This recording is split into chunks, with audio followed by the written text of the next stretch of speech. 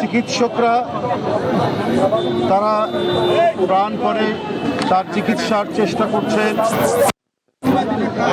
আল্লাহ তাআলা নিশ্চয়ই সারা দেশের মানুষের যে ভালোবাসা, তাদের যে প্রাণ ভরা দোয়া, আল্লাহ দেশনেত্রী বেগম খালেদা জিয়াকে সুস্থ করবেন। তিনি আবারও আমাদের মাঝে ফিরে আসবেন। তিনি এদেশের গণতন্ত্রের নিরাপত্তা, এদেশের রাষ্ট্রের নিরাপত্তা, সার্বভৌমত্বের নিরাপত্তা, তিনি এই দেশের স্বাধীনতার নিরাপত্তা। বন্ধুরা আমার, গোটা জাতি দেশনেত্রী বেগম খালেদা জিয়াকে তাদের সকল নিরাপত্তার অভিভাবক মনে করে।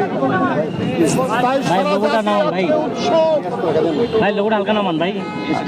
সারা জাতি আজকে এভার কেয়ারের দিকে তাকিয়ে আছে। জনগণের ঢল আজকে এভার কেয়ারের কাছে এসে পৌঁছেছে। আমরা অবশ্যই সবাই আল্লাহর কাছে দোয়া করছি, আল্লাহ আমাদের প্রিয় নেত্রীকে তিনি সুস্থ করে তুলবেন।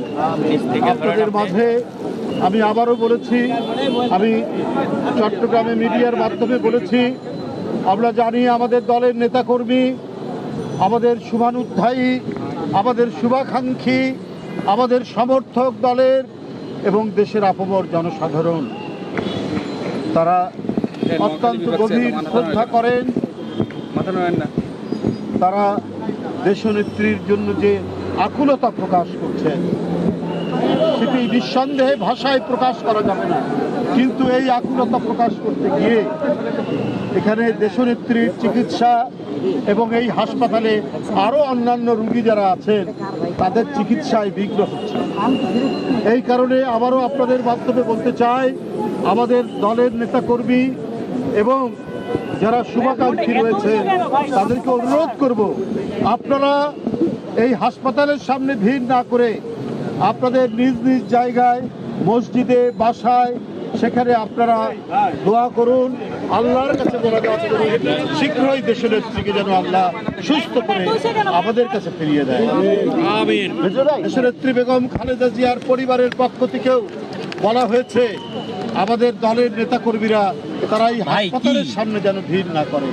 যারা শুভানুধ্যায়ী, শুভাকাঙ্ক্ষী, সমর্থক এবং জনসাধারণের যারা এখানে এসেছেন তারা হাসপাতালের সামনে ভিড় না করে তারা নিজ নিজ জায়গা থেকে তারা যেন দোয়া করে আল্লাহর কাছে। এই কথাটি আবারও আমি আপনাদের মাধ্যমে সবাইকে, এখানে যারা আছেন আমাদের সারা দেশের মানুষকে, ঢাকাবাসীকে জানাচ্ছি, হাসপাতালের সামনে আপনারা ভিড় করবেন না। এখানে ডাক্তাররা আসছেন যাচ্ছেন, তাদের যাতায়াতে বিঘ্ন হচ্ছে। চিকিৎসকদের যাতায়াতে বিঘ্ন হলে চিকিৎসা হবে কি করে? তাই এই হাসপাতালের সামনের রাস্তাটা এটা একটু খালি করতে হবে এবং সবাইকে অনুরোধ করব, আপনারা নিজ নিজ অবস্থানে গিয়ে আপনারা আল্লাহর কাছে দোয়া করুন।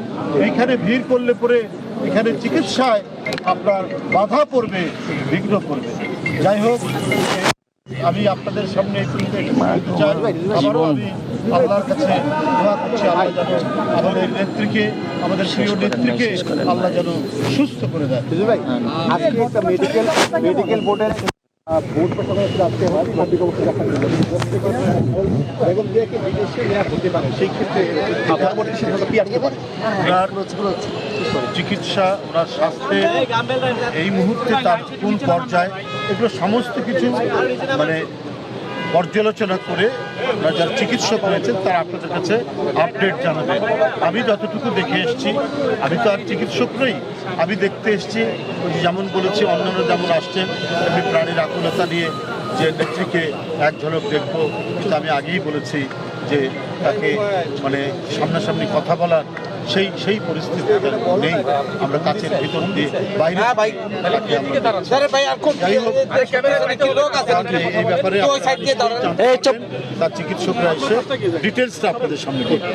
সেই আবেগটি আপনারা ধরে রেখে আপনি নিশ্চিত ঘরে থেকে আমাদের প্রিয় নেত্রীর জন্য দোয়া করবেন এবং আমাদের প্রত্যেকটি মসজিদ, মাদ্রাসায় ইতিমধ্যে আমাদের প্রিয় নেত্রীর জন্য দোয়া করানো হয়েছে। আল্লাহ পাক যাতে তাকে দ্রুত করেন এবং দ্রুত সময়ের ভিতরে ফিরে আসেন।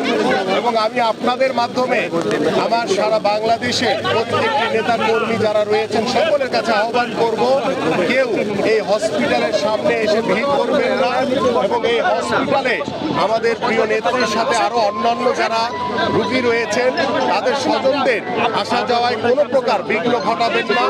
এবং আমরা আমাদের প্রিয় নেত্রীর দ্রুত সুস্থতা কামনা করছি এবং আমি আপনাদের মাধ্যমে সারা বাংলাদেশের প্রত্যেকটি নেতা কর্মী, প্রত্যেকটি সাধারণ মানুষ সকলের কাছে আমাদের প্রিয় নেত্রী দেশনেত্রী বেগম খালেদা জিয়ার জন্য আমরা দোয়া চাই এবং সার্বিকভাবে সহযোগিতা চাই। এবং আজকে যারা হসপিটালে এখানে উৎসুক যারা সাধারণ মানুষ রয়েছেন আমি তাদেরকে আহ্বান করব, আপনারা নিজ নিজ ঘরে গিয়ে আমাদের প্রিয় নেত্রীর জন্য দোয়া করবেন, আল্লাহ পাক যাতে তাকে দ্রুত সুস্থতা দান করে। এবং আমি আপনাদেরকে আল্লাহর রহমতে তিনি আগের চেয়ে কিছুটা ভালো আছেন, আপনারা সকলে দোয়া করেন। এবং আমি সকলের কাছে আবারও বিনীতভাবে অনুরোধ করছি যে আপনারা এখানে ভিড় না করে প্রত্যেকটি ঘরে ঘরে গিয়ে আপনারা নিজ নিজ ঘরে গিয়ে আমাদের প্রিয় নেত্রী দেশনেত্রী বেগম খালেদা জিয়ার জন্য দোয়া করেন, তিনি যাতে সুস্থ হয়ে দ্রুত আমাদের মাঝে আবার ফিরে আসেন। এরকম কোনো কিছু না, কারণ সিঙ্গাপুর কম্পারেটিভলি একটু কম লাগবে, অন্যান্য দেশে আর একটু বেশি লাগবে। কিন্তু কথাটা হচ্ছে যে আপনার সেই ধরনের অবস্থার জন্য ম্যাডাম ফাইটার, ম্যাডামের জ্যেষ্ঠ পুত্র জনাব তারেক রহমান সাহেব বলেছেন যে ইতিপূর্বে ৬ বার মৃত্যুর মুখ থেকে ফেরত এসেছেন। এই ভদ্র মহিলা, এই মজলুমের নেত্রী ফ্যাসিস্টের বিরুদ্ধে আন্দোলন করেছেন, সংগ্রাম করেছেন। তিনি দেশবাসীর কাছে ডক্টর জাহিদ দোয়া চেয়েছেন ম্যাডামের জন্য যে গণতন্ত্র এদেশে প্রতিষ্ঠিত হয়েছে সেটা যেন তিনি দেখে যেতে পারেন। এবং এটা আমরা কামনা করি যে সমগ্র বাংলাদেশের প্রতিটি মসজিদে, মন্দিরে, গির্জায় বেগম খালেদা জিয়ার জন্যে দোয়া চাওয়া হয়েছে। আমি এখানে আসার আগেও আজকেও একটা এতিমখানায় 200 বাচ্চাকে খাইয়ে এসেছি। গতকালকেও এতিমখানার এতিম বাচ্চাদের জন্য আমরা বিভিন্ন জায়গায়, এই যে এতগুলো মানুষের কোটি কোটি হাত, এখানে মিরাকলের দরকার আছে এবং সেই মিরাকলটা হবে, মিরাকলটা হোক, এটাই আমাদের প্রত্যাশা। এবং ওনার এই সুস্থতা, ওনার রোগ মুক্তির জন্য সমগ্র বাংলাদেশের জনগণ যেভাবে চাচ্ছেন, ইনশাল্লাহ আমি মনে করি যে ওনাকে একটা স্টেবল কন্ডিশনে, যেটা জাহিদ ভাই নিজেও বলেছেন, যদি সুযোগ পাওয়া যায় ভালো হয় তাহলে বিদেশ নেওয়া যাবে। বাট এখনকার যে অবস্থা, যে হাই অল্টিটিউডে অ্যাটমসফিয়ারিক প্রেশার যেটা আছে, সেই অবস্থাটা ওনার এই মুহূর্তে নেই। তবে ইনশাল্লাহ আপনারা সবাই যদি দোয়া করেন, দেশবাসী যদি দোয়া করেন, সব কিছুই কিন্তু আল্লাহ করতে পারেন। এটাই আমাদের একমাত্র ভরসা, এটাই আমাদের প্রত্যাশা। কিছুটা কিন্তু সেটাকে স্টেবল বলা যাবে না, কিংবা খারাপ হয়েছে তাও বলা যাবে না, এই মাঝামাঝিতে আছে। শুধু একটা উত্তরণ দরকার যে ওনাকে মনে করেন যে ফার্দার যারা প্রোটোকলটা মেনটেন করতে পারবে সে ধরনের ট্রিটমেন্ট যেন পেতে পারেন, অন্তত সেই অবস্থাটা তো উনি আসুন, এটাই আমাদের সবার দোয়া এবং প্রার্থনা। সকলের কাছে দোয়া বিশেষ করে আমি আজকে যে ভিন না করে হসপিটালের পরিবেশ যাতে নষ্ট না করে মূলত আমার এখানে আশা সবকিছু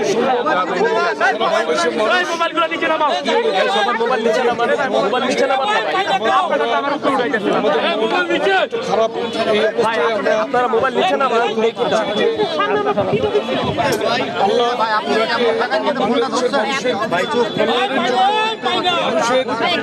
এই দেশকে আবার দেশকে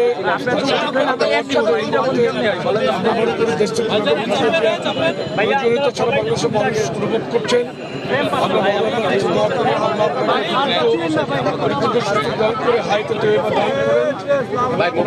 মাঝে সুস্থ করে আবার ওনাকে যাতে আমরা পাই সেই দোয়া আমরা করছি। আমরা আমরা তার জন্য ওনার জন্য দোয়া করছি। আর বিশেষ করে আমি নেতা কর্মীদের প্রতি যে নির্দেশনা দেওয়া হয়েছে পার্টির পক্ষ থেকে সেটা মেনে চলার জন্য অনুরোধ রইল। এবং যুবদলের বিশেষ করে যুবদলের নেতা কর্মীদেরকে আমি আপনাদের মাধ্যমে বার্তা দিতে চাই, হয়তো হাসপাতালে ভিড় করে কোনো রকম অন্য সাধারণ মানুষের কোনো রকম যাতে কষ্টের উদ্রেক না হয় সেটা প্রতি নজর রাখার জন্য আমি অনুরোধ করছি এবং যুবদলের নেতা কর্মীদের প্রতি নির্দেশনা দিচ্ছি। মোল্লা ভাই, আপনি তো গতকাল রাতেও এসেছিলেন, আজকেও ওনার খোঁজ খবর নিলেন, আপনার জন্য নাকি কেউ কেউ বলছেন যে আগে কিছুটা ভালো। আমার যেটা আলাপ করে মনে হচ্ছে কিছুটা উন্নতি হয়েছে। আলহামদুলিল্লাহ কথাটা মানুষ জানতে চাই, আপনার কাছে কি মনে হয়েছে? আমারও মনে হচ্ছে যে ওনার প্রত্যেকটি অর্গান এই মুহূর্তে হয়তো একটু ডেভেলপ করেছে এবং কিছুটা উন্নতির দিকে। এটাই মহান আল্লাহর প্রতি আমাদের কৃতজ্ঞতা। আলহামদুলিল্লাহ উনি এখন কিছুটা যেটা বুঝলাম আমি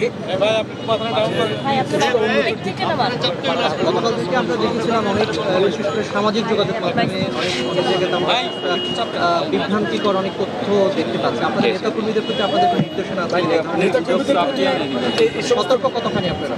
আমরা এই ক্ষেত্রে আছি।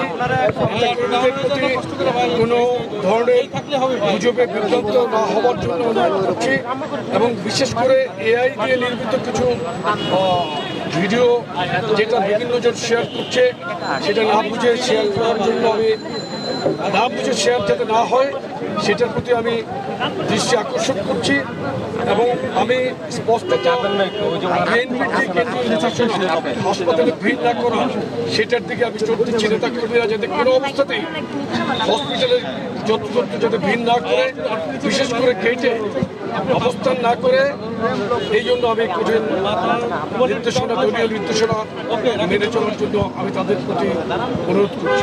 দেশের নাম্বার 1 ট্রেডিং অ্যাপ নিফটি ফার্স্টে পাচ্ছেন ট্রেডিং এর সব সুবিধা, dual এক্সটেন্স access, company analysis, portfolio তৈরি করা সহ আরও অনেক ইউনিক ফিচারের সাথে ট্রেড করতে ডাউনলোড করুন এক্ষুনি।